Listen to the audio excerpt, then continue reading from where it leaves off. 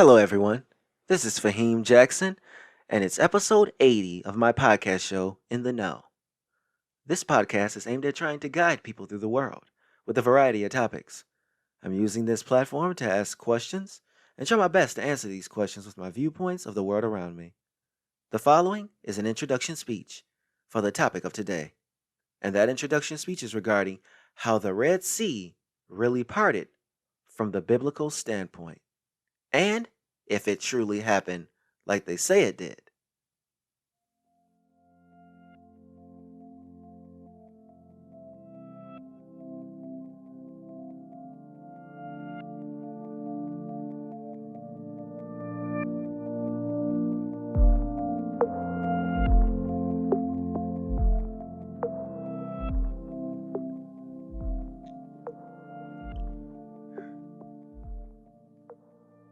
Most of us are familiar with the story of how Moses led his people out of the country of Egypt across the Red Sea. And to hear this from the biblical perspective, you think to yourself, a man parted the waters? People walked across, and then the enemy army was sucked up and washed away. Now let's be more practical about the story of Moses and aiding in his people being taken to freedom. How did the water truly part? And there are some scientific theories as to how this might have happened at the time. Because let's be honest, this did take place during a time period where things weren't recorded. Unlike today, these are stories passed down and voted on by men in the positions of power. Now, you might be listening to this from a fundamentalist viewpoint and saying to yourself, I disagree with you, Vane. This story is a true account of an event that happened. Okay, let's observe that for a second. The story of Pharaoh and Moses are true stories. So maybe I'm just one of these logical people who see the event as it could have happened. Or maybe it happened just not like most of us would have been led to believe. Well, then, how about we delve into the story to try to figure out the true history of the Red Sea parting ways as the people of Egypt walked across?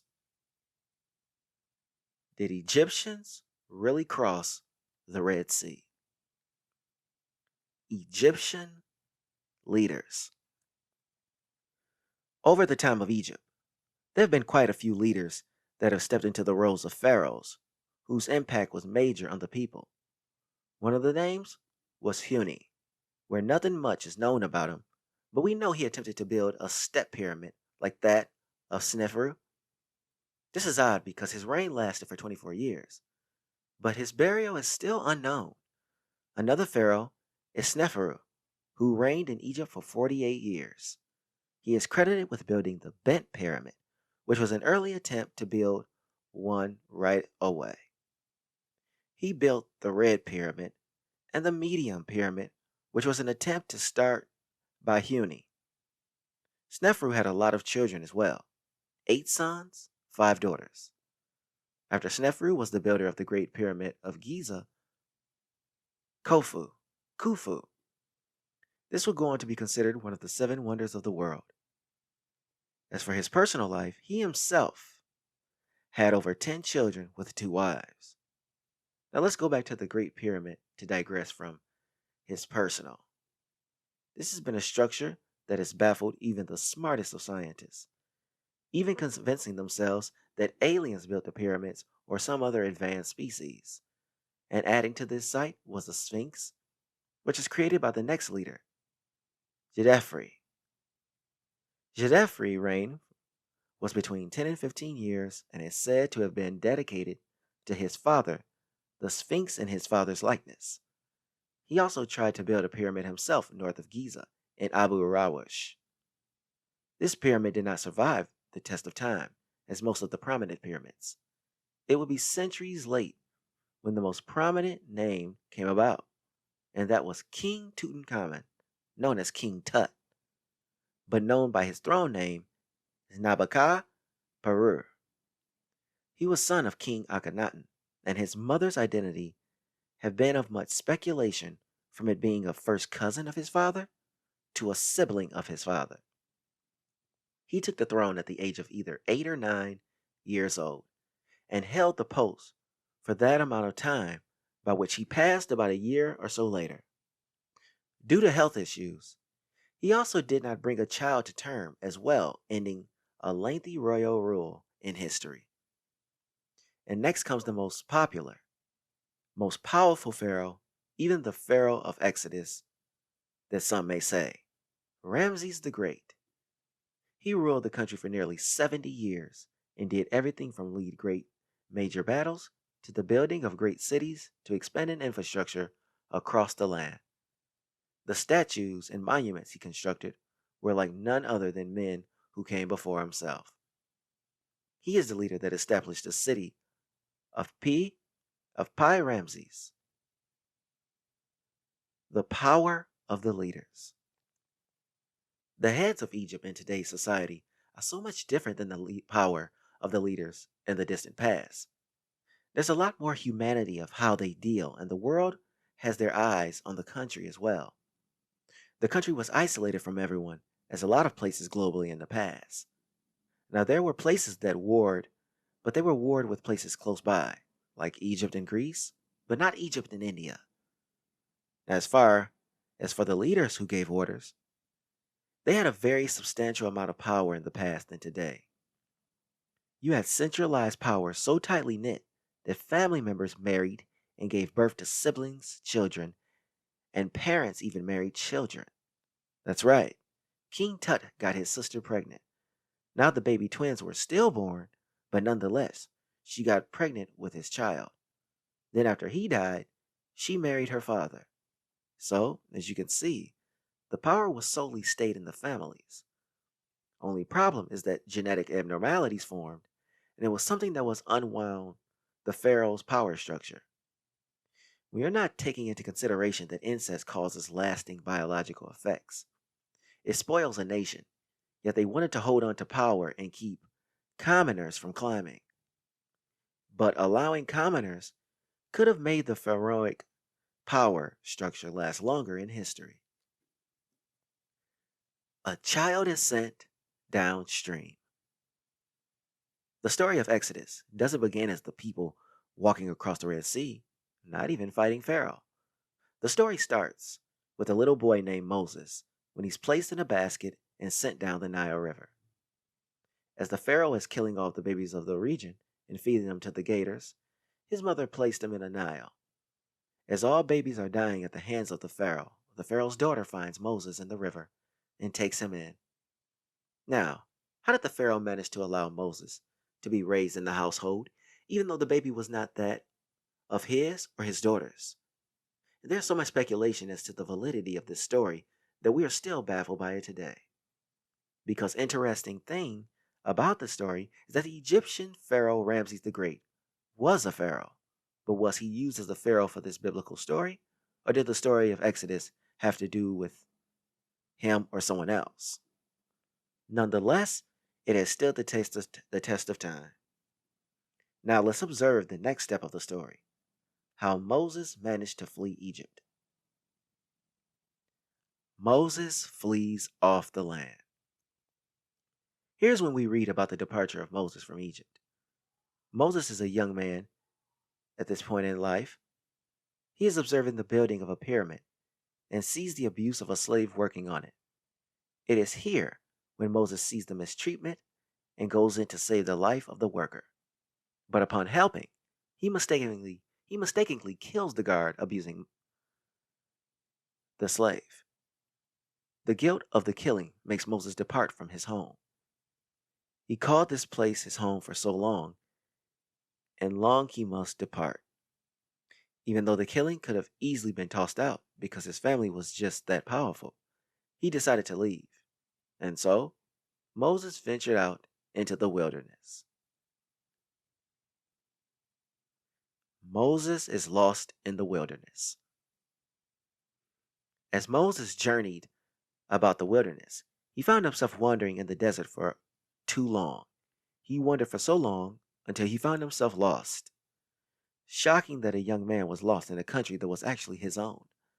But remember something, people. It's not like this young man had a GPS or Google mapping. We're talking about a time when even when you were on the land that you ruled, it was still desolate. But then when Moses had wandered so long, he came upon a young woman. that would change his life forever. Her name was Zipporah. Moses finds his new life. In meeting his future wife, Zipporah, he followed her to the land of where she was from. She was from what we know of as present day Ethiopia, but at the time, she was known to be from Midian. Her father was the head of his own tribe, and it is here where Moses became centered with himself. It is in this new life where he married Zipporah. It is also here where he makes his way into the cave where he would have his conversations with God. In this conversation, God is one who told him to return to Egypt and let his people go. Moses, of course, was quite reluctant to do so until God reassured him that he would be by his side. It is now time after this to go by that he must but go back home and convince the Pharaoh to allow the people their freedom off the land. Only problem is how will he convince the leader of the country to listen to him? Moses returns to Egypt. Moses' brother Ramses was a leader that he was approach. Moses' brother Ramses was the leader that he was to approach regarding his people of the great nation of Egypt. And this would be a serious task to take on, because by this time, Ramses was a great leader and had the entire region by the grasp of his hands. But the fears of approaching his brother wouldn't last long, as the immediate interaction of coming across the brother was one of excitement. Why? Well, the biblical accord of the return had been decades. Now the real reign of Ramses, the Great, was 66 years. So from the standpoint of time, it could have been. So from here, we think to ourselves, maybe Exodus could have taken place during this time. Now, let's look into the return and the layout of the leader. Ramses, over a long period of time, built at a scale like no other leader in Egyptian history. This is also quite accurate because no matter if you believe the biblical record or not, the country was built on a very high level by this pharaoh. So the accuracy as Moses returned was in alignment with what happened in the Bible. Now, let's take a look at the reunited relationship between the two brothers. Moses makes his demands. Returning to Egypt, observing the landscape, Moses eventually found his way to the kingdom steps. And here's when Ramses sees his brother and embraces him. And this had to have been some interaction, especially with the Bible stating that Moses had been gone for over 40 years. But at some point after the embrace, there had to have been a conversation that took place regarding the masses. This had to throw Ramses because his power hinged on his ability to exude control over the people. So now the thoughts had to have been like, well, what is this? Instead of Moses trying to explain where and what he's been doing all this time, he immediately wants his people free. A moment must have taken place as well where Moses challenged his brother in front of his people. This means the people see the difference in the brother's thoughts and views. What this can turn into is a war between the brothers. You can disagree in private, but never in public. Because once this happens, the people can stand up and challenge the Pharaoh because they have a leader on their side. This can destabilize a region, so now Pharaoh has to go on the attack of Moses. He loves his brother, but has to prove a point. But also, then again, they were not real brothers. Here's where the problems really start. By biblical accounts, there were multiple events that would convince Pharaoh that he should allow all the people of Egypt to go on and have their own freedom. A few of which were plagues that killed the firstborn and the locusts which overran the country. Here's when the Pharaoh decided to allow the people to leave, but not without one last act. And here's when the now comes into play. Moses leads his people from Egypt. Here's the place where the people of Egypt are embarking on their journey across the Red Sea. As the Pharaoh released his grasp on the people, he allowed Moses to vacate the land with his people. But there was just one problem. Pharaoh lost a son in the plagues that God brought upon Egypt. Brother or not, That was enough to seek out Moses and the people. He wanted to have vengeance on both his people and brother. Now it's time to get back at them. With his army, he made his move on the people of Egypt. Moses, not knowing this until the last minute, had to make something happen. And that is when he asked for the call for God, and here's where we get to the Red Sea. Moses' prayers were answered, and the Red Sea opened. To the astonishment of the people, they walked behind Moses as he led them over the waters. Pharaoh directed his army into the waters.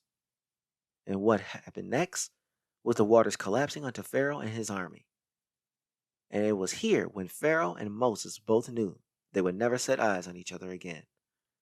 From here, the story starts to transpire into the people of Israel and the next chapter of Moses and his people. The science behind the waters parting. Now let's observe the reality behind the story, because the idea of the waters parting and rising in the air to allow the people to walk across, this doesn't ring as real. The logic behind this defies the laws of physics. But there is a natural phenomenon that occurs at the Nile River where the waters tend to recede. And here's where the story could be true. But the water doesn't rise above the ground. There's a physics reaction called fluid dynamics, which allows for the water to part, which could have given the people time to pass through before the waters close. So the ability for this story to be real could be true. Only one thing is that how did Moses know that the sea would open if he slammed his staff in the water? Well, as Moses returned to Egypt, he could have seen the water receding and knew when it would open at a particular moment in time. Then it was time to lead his people out of Egypt. This could have been proof he needed to give the people to further follow him. So when the leader was swallowed up by the Red Sea, then it reassured that God was watching over his people. The faith base outside the scientific proof. As a person that is practicing their belief, they are more fundamentalist in their views on the Red Sea parting. Anything that will allude to the stories and not being true, the believers are not going to have anything to do with their beliefs being challenged. Science is not something that religious people want in the vicinity of their faith. Science has always been used to discredit the faith, but there have been experiments that have aimed at trying to prove the Red Sea true.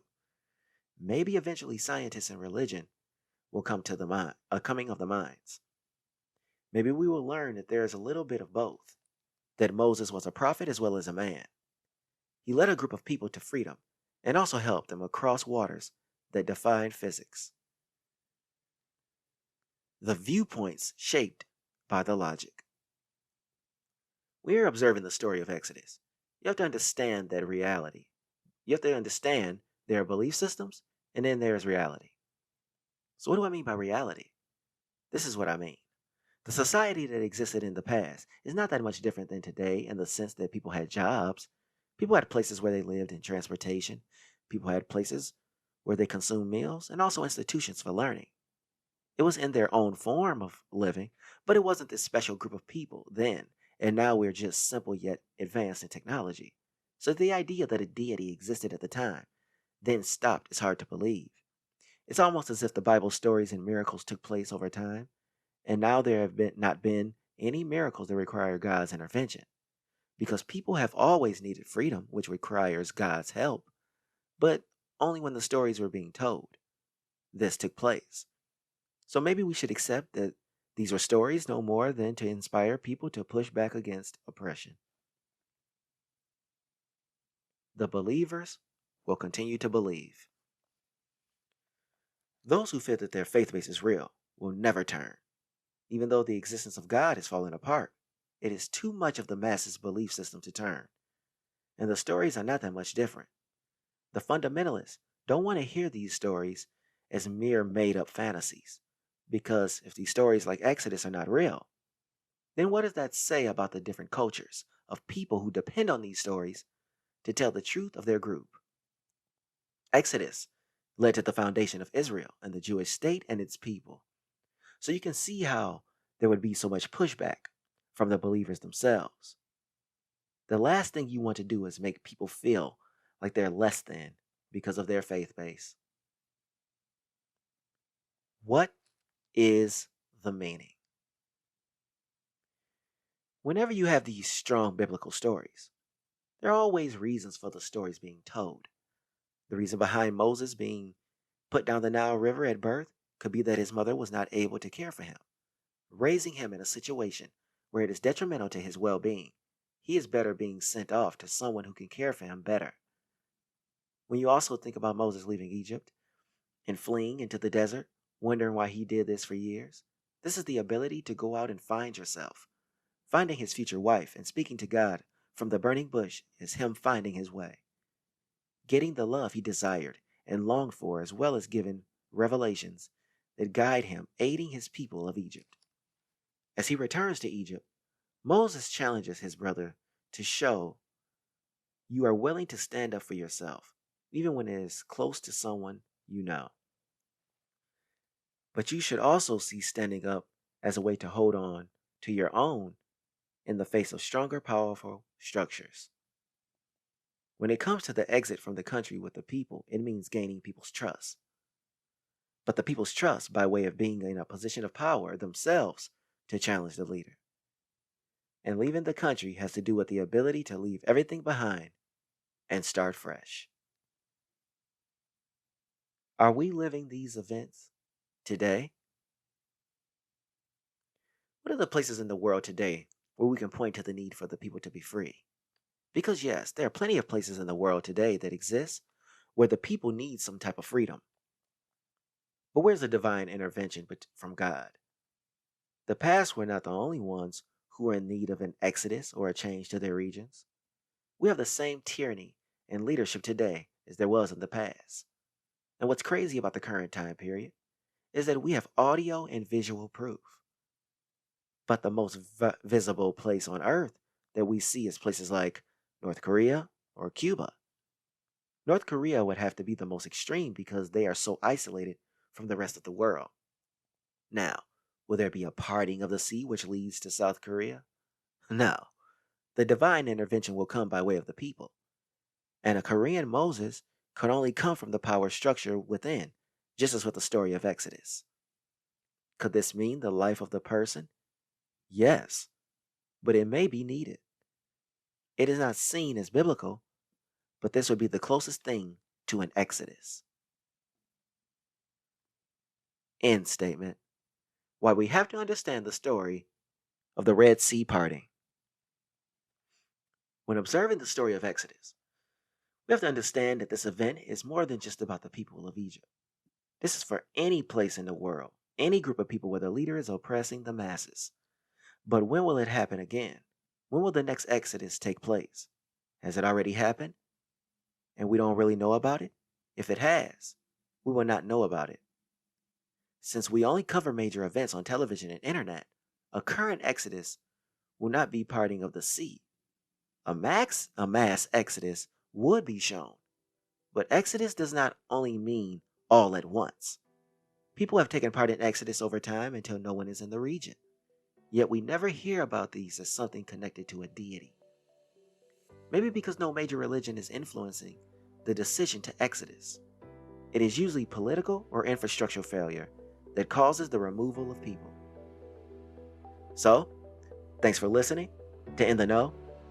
I will be bringing you another episode regarding religion. The topic will be asking the question, what if a deity is to be found in the deserts of the Middle East?